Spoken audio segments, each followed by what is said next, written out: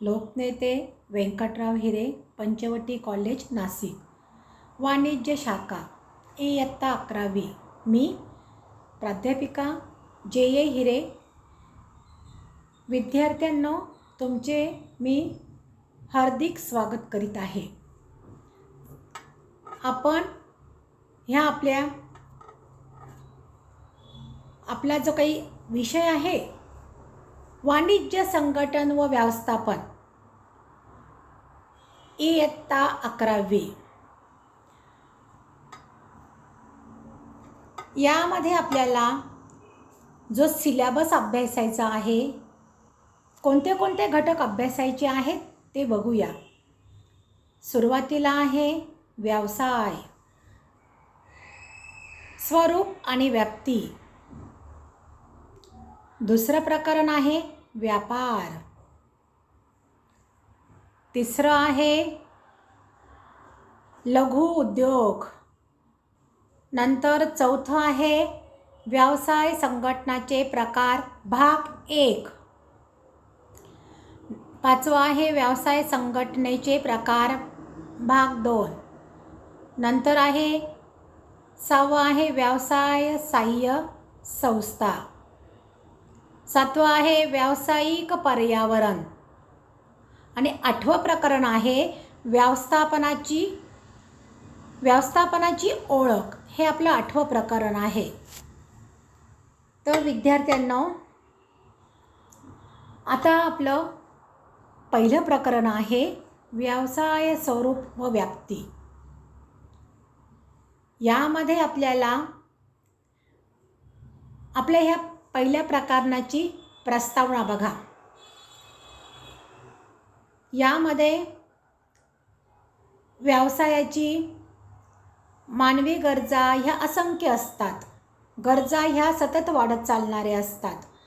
गरजा ह्या बदलणाऱ्या स्वरूपाच्या सुद्धा असतात. मानव ह्या गरजांच्या पूर्ततेसाठी खूप प्रयत्न करीत असतो. सुरुवातीला आपण आपल्या प्राथमिक गरजा ह्या अन्न, वस्त्र, निवारा ह्या मूलभूत गरजा आहेत. ह्या गरजा पूर्ण करण्यासाठी व्यक्ती असंख्य परिश्रम घेत असते. मानवी जीवन हे सुखमय चालावे, सुखमय व्हावे यासाठी मानव परिश्रम करत असतो. त्यालाच ह्युमन ॲक्टिव्हिटी असे देखील म्हणतात. म्हणजेच प्रत्येक मानवाला आपल्या गरजा भागवण्यासाठी वस्तू व सेवांची गरज असते. त्यामुळे आपण स्वतःला कोणत्याही कामात गुंतवून घेत असतो. त्यामध्ये काही कामं हे आनंददायी, काही मनोरंजनाचे असतात, तर काही प्रेम दर्शवणारे कामे असतात, आपुलकीचे असतात. काही कामे देशभक्तीपर देखील असतात. आता याच्यामध्ये पहिला जो प्रकार आहे आर्थिकेतर कृती. आर्थिकेतर कृती म्हणजे काय बघा मुलांना. मानवी कृतीचे वर्गीकरण 2 भागात होत असते. आणि दुसरं आहे आर्थिक कृती. आर्थिक कृती सुरुवातीला जी आर्थिकेतर कृती, अर्थजनाशी संबंध नसलेल्या कृतीला आर्थिकेतर कृती असे म्हणतात. ह्या कृतीचा आर्थिक कृतीवर कोणताही संबंध नसतो. आर्थिकेतर कृती पैशांची अपेक्षा न ठेवता जे काही काम केले जाते त्याला आर्थिकेतर कृती असे म्हणतात. यामध्ये वैयक्तिक, धार्मिक, सांस्कृतिक असे कामं केले जातात. म्हणून त्याला आर्थिकेतर कृती असे म्हणतात.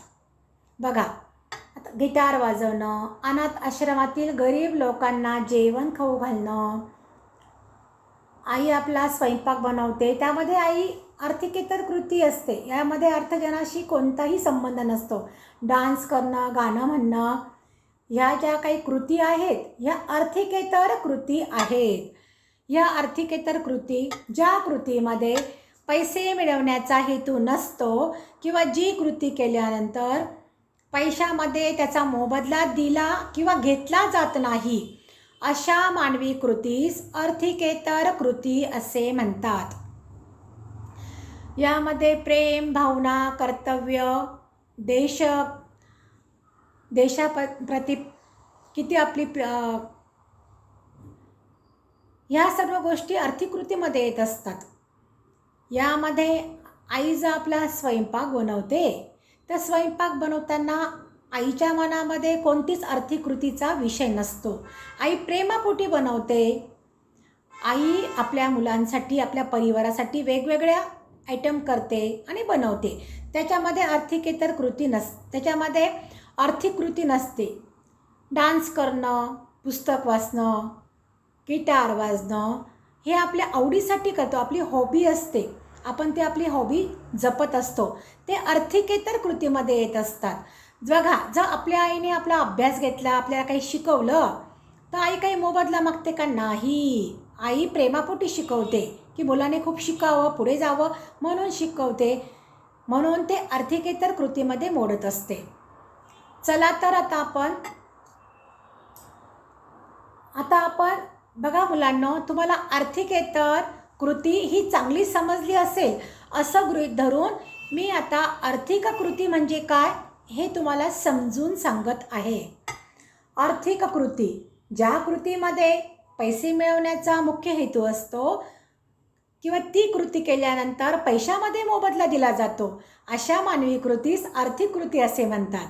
बघा, आता ही जी बाई आहे ही ऊस तोडण्यासाठी दिवसभर काम करत असते, तिला रोजंदारी मिळते. आता ह्या कारखान्यामध्ये कम्प्युटरवर खूप सारे लोक कामं करता आहेत आणि त्यांना पेमेंट मिळत असतं. बँकेमध्ये खूप सारे लोक काम करता आहेत, त्यांना दर महिन्याला पगार मिळत असतो. ते आर्थिक कृतीमध्ये मोडत असतं. आता या ठिकाणी कपडे शिवायचे काम चालू आहे, इथं फॅक्टरी आहे, त्या फॅक्टरीमध्ये असंख्य कर्मचारी कपडे शिवण्याचे काम करता आहेत, त्यांना मंथली पगार मिळत असतो. मात्र हे आर्थिक कृतीमध्ये येत असतं. या ज्या आर्थिक कृतीमध्ये कमीत कमी त्या व्यक्तीला महिन्याचा पगार मिळत असतो किंवा तिला रोजंदारी मिळत असते आणि त्याच्यावरती आपली उपजीविका भागवत असते. समाजातील सर्व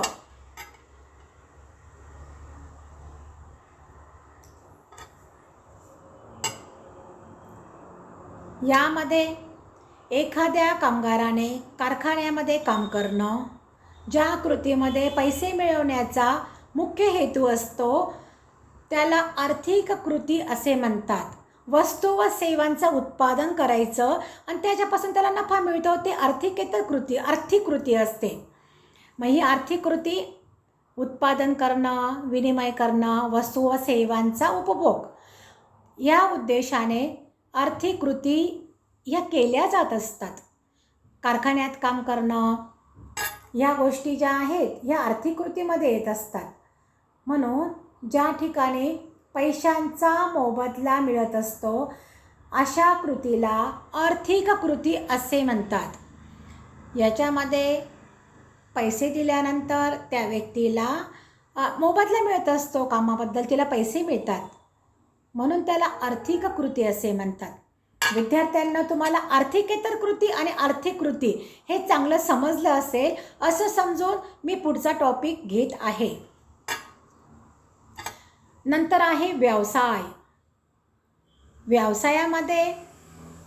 यामध्ये व्यवसाय म्हणजे काय, व्यवसायाची व्याख्या काय आहे, व्यवसायाचा अर्थ हे बघावयाचे आहे.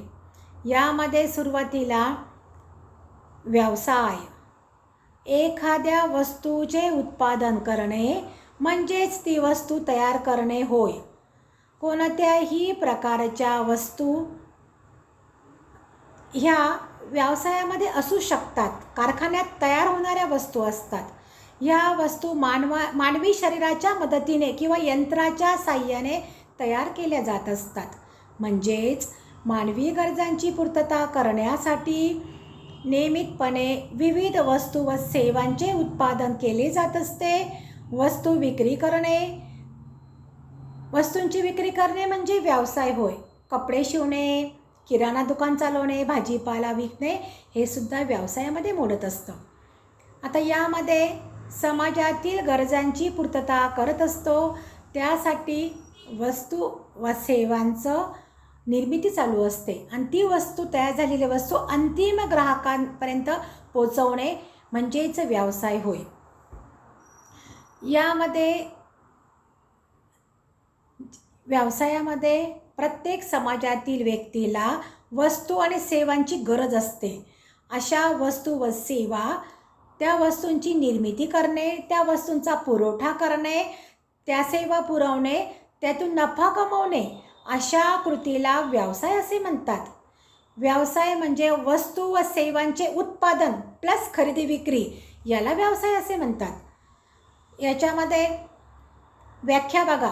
प्राध्यापक हेने मालाचे उत्पादन करण्याच्या व संपत्ती मिळवण्याच्या दिशेने केलेले कार्य म्हणजेच व्यवसाय होय.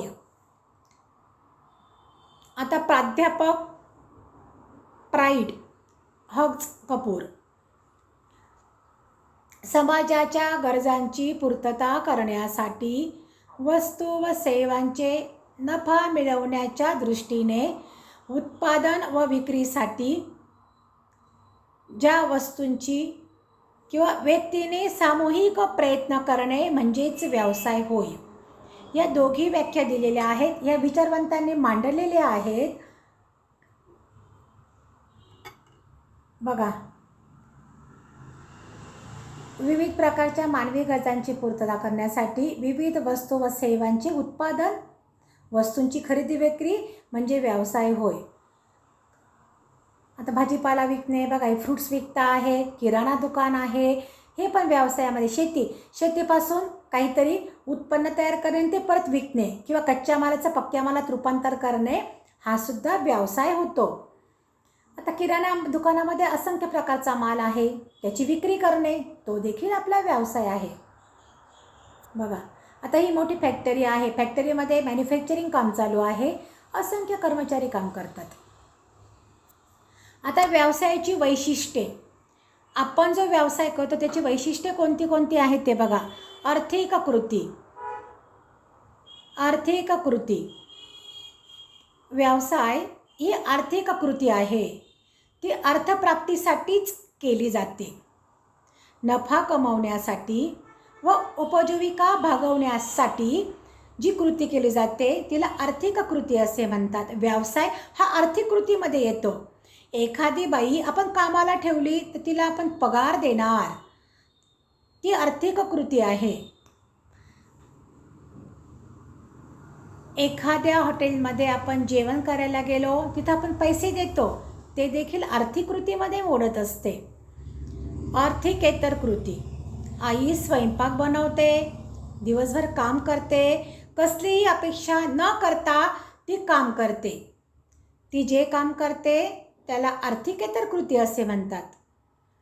आर्थिक म्हणजे काय? पैसा.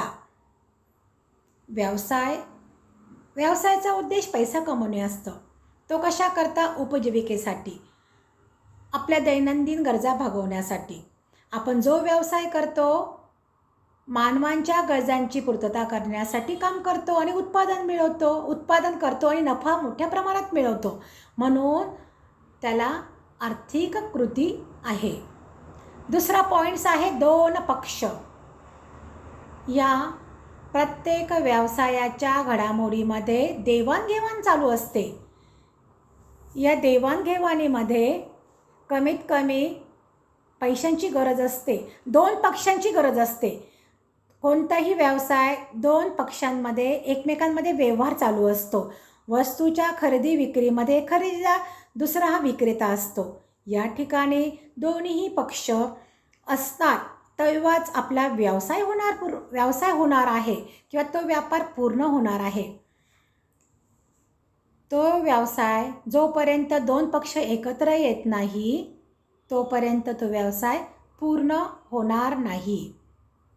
परंतु तो व्यवहार पूर्ण होताना खरेदीदार आणि विक्रेते या दोघांमध्ये, हे दोघंही व्यक्ती हजर असलेच पाहिजे. दोघांमध्ये लेखी किंवा तोंडी करार असला पाहिजे. नफा हेतू, कोणत्याही व्यवसाय करत असताना कोणत्याही व्यवसाय हा नफा मिळवण्यासाठीच केला जातो. नफा मिळवण्याच्या हेतूने किंवा उत्पादन मिळवण्याच्या हेतूने आपण व्यवसाय करत असतो. प्रत्येक व्यवसायाचा हेतू नफा कमवणे हा उद्देश असतो. ज्या व्यवसायामध्ये नफा कमवणे हा हेतू नसेल त्याला व्यवसाय असे म्हणता येणार नाही. नंतर आहे हा व्यवहार जो आहे नफा हा कसा कमवतो, त्यात वस्तूची जास्तीत जास्त विक्री करून नफा मिळवत असतो आपण. त्याचप्रमाणे वस्तूंच्या किमतीत घट करून वस्तूंची विक्री जास्त मोठ्या प्रमाणात होईल, त्यामुळे विक्री झाल्यावर जास्त नफा मिळेल. नफा हा आपल्या उद्योगाचा कणा आहे, ज्यामुळे व्यवसाय दीर्घकाळ चालू शकत असतो. म्हणून व्यवसायाला जास्तीत जास्त नफा हा मिळालाच पाहिजे. नंतर वस्तू व सेवांचे उत्पादन. व्यवसायामध्ये वस्तू व सेवांचे उत्पादन किंवा वस्तू व सेवांचं देवाणघेवाण करण्यासाठी त्या वस्तूंचे उत्पादन करावे लागत असते. म्हणजेच वस्तूंचे उत्पादन वस्तूंचे उत्पादन करणे व सेवांचा पुरवठा हा केला जात असतो. त्यासाठी वितरण प्रक्रियेचा समावेश होत असतो. वस्तू व सेवांच्या उत्पादनामध्ये ह्या गोष्टी चालत असतात. वस्तू व सेवांची देवाणघेवाण. व्यवसाय हा आर्थिक कृतीमधला भाग आहे. उत्पादनासोबत वस्तू व सेवांची खरेदी विक्री ही अंतिम उपभोक्त्यापर्यंत पोहोचवणे त्याचा समावेश याच्यामध्ये होत असतो. प्रत्यक्ष व अप्रत्यक्ष पैशांच्या स्वरूपात किंवा किमतीमध्ये वस्तू व सेवांची देवाणघेवाण केली जाते. उदाहरणार्थ पैशांच्या साह्याने व्यवहार करणे, पैसे देणे पेन खरेदी करणे, पैसे देणे किराणा खरेदी करणे. या उलट बार्टर व्यवहार आहे. यामध्ये वस्तू विनिमयामध्ये वस्तू व सेवांच्या मोबदल्यात इतर वस्तूंची अदलाबदला केली जात असते. म्हणजे गहू आपल्याकडे असेल तर आपल्याकडे बाजरी घ्यायची, तर त्या गहूच्या बदल्यात बाजरी घ्यायची. त्या व्यक्तीकडे तांदूळ आहे, आपल्याकडे ज्वारी आहे. मग त्याचा तांदूळ आपल्याला पाहिजे तर त्याला ज्वारी द्यायची आणि त्याचा तांदूळ आपण घ्यायचा. ह्या व्यवहाराला बार्टर व्यवहार असे म्हणतात. उदाहरणार्थ शिंप्याकडे जर आपण ड्रेस शिवला तर त्याला शिलाई द्यावी लागते, पण तोच ड्रेस जर आपल्या आईने शिवला तर त्याला व्यवहार नाही म्हणता येणार. ज्या ठिकाणी पैशांचा व्यवहार होतो त्याला उद्योगधंदा असे म्हणतात. व आपण वस्तू दान केल्या, भेट दिली असतील तर त्याला व्यवसाय म्हणता येणार नाही. नंतर आहे वस्तू व सेवांचा विनिमय. व्यवसायामध्ये वस्तू व सेवांचा विनिमय हा होत असतो. यामध्ये वस्तू खरेदी करत असताना व वस्तू उपभोग्य वस्तू आपण ज्या गोष्टी घेतो त्या उपभोग्य वस्तू असतात. सेवा ह्या अदृश्य स्वरूपाच्या असतात. व्यवसायासाठी त्या निर्माण केल्या जात असतात. व्यवसाय करत असताना सेवेची गरज असते. वाहतूक, बँक, विमा या सेवा आहेत. या सेवांशिवाय व्यवसाय पूर्ण होऊ शकत नाही. उपभोग्य वस्तू कोणत्या चहा, कॉफी, दूध या ज्या आहेत, ह्या ज्या वस्तू आपण कन्झ्युम करतो, त्या वापरतो, त्या खातो, त्याला आपण उपभोग्य वस्तू असे म्हणतो. भांडवली वस्तू म्हणजे काय? यंत्रसामुग्री, मशिनरी, फर्निचर हे भांडवली वस्तू आहेत. नंतर आहे व्यवसाय सातत्य. प्रत्येक व्यवसायामध्ये नियमितपणे व्यवहार होत असतात. केवळ एकदाच व्यवहार केला तर त्याला व्यवसाय असे म्हणता येणार नाही.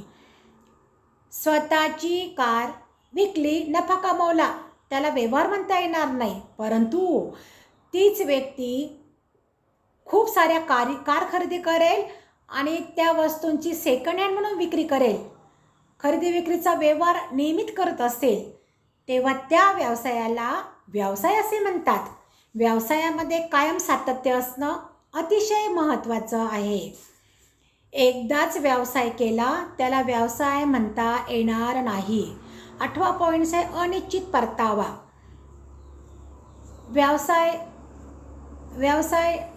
व्यवसायामध्ये नफ्याचा अंदाज घेता येत नाही किंवा हमी देता येत नाही.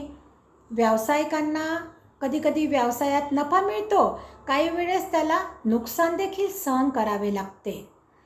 नंतरचा आहे जोखमी किंवा धोका. जोखमी किंवा धोका हा प्रत्येक व्यवसायाला महत्त्वाचा घटक आहे. नुकसानीला समोर जात असताना दुर्दैवाने नैसर्गिक आपत्ती आली किंवा परिस्थितीजन्य काही अडचणी आल्या, तर ह्या घटकामुळे प्रत्येक व्यवसायामध्ये जोखमीची ही जोखमी ही कमी जास्त पद्धतीची असतं. जोखमी ही पूर्णपणे टाळता येत नाही. त्याच्यावर व्यावसायिकाचा ताबा नसतो. उदाहरणार्थ फॅशन टाळता येते का? नाही. फॅशन ही कायम बदलत असते. ग्राहकांची आवड निवड कायम बदलत असते. उत्पादन जर केलं तर त्या उत्पादनाच्या पद्धतीसुद्धा नेहमी बदलत असतात. नवीन टेक्नॉलॉजी आली तर त्याच्यामध्ये बदलाव करत असतो. नैसर्गिक आपत्ती ही सुद्धा एक मोठा धोका असतो. नैसर्गिक आपत्ती आली, चोरी झाली, आग लागली, वादळ आलं, तर अशामुळे हा धोका तीव्र पद्धतीचा असतो आणि हा धोका व्यवसायामध्ये येत असतो. शेवटचा पॉईंट्स आहे उपभोक्त्याचे किंवा ग्राहकाचे समाधान. कोणत्याही व्यवसायाचे अंतिम ध्येय संतुष्ट ग्राहक हे आहे किंवा ग्राहकाचे समाधान हे याचं मुख्य उद्दिष्ट असतं. ग्राहकाचे समाधान हे महत्त्वपूर्ण बाब आहे. ग्राहक संतुष्ट झाला तर व्यवसाय टिकून राहतो. ग्राहकाला व्यवसायाचा राजा असं म्हटलेलं आहे. ग्राहकाला महत्त्वाचं स्थान आहे व्यवसायामध्ये, कारण ज्या व्यवसायामध्ये जी व्यक्ती आपला वस्तू घेते त्या व्यक्तीला तो ग्राहक हा राजा असतो बाजारपेठेचा. ग्राहकाचे समाधान झाले तर व्यवसायामध्ये आपण टिकून राहतो आणि नफा मोठ्या पद्धतीने मिळतो. नफा चांगला मिळाला तर आपल्या व्यवसायाला चांगली प्रगती होते, व्यवसाय भरभराटीत चालतो आणि आपल्याला जास्तीत जास्त उंच शिखरापर्यंत पोहोचवता येतो. ही खूप महत्त्वाची बाब आहे.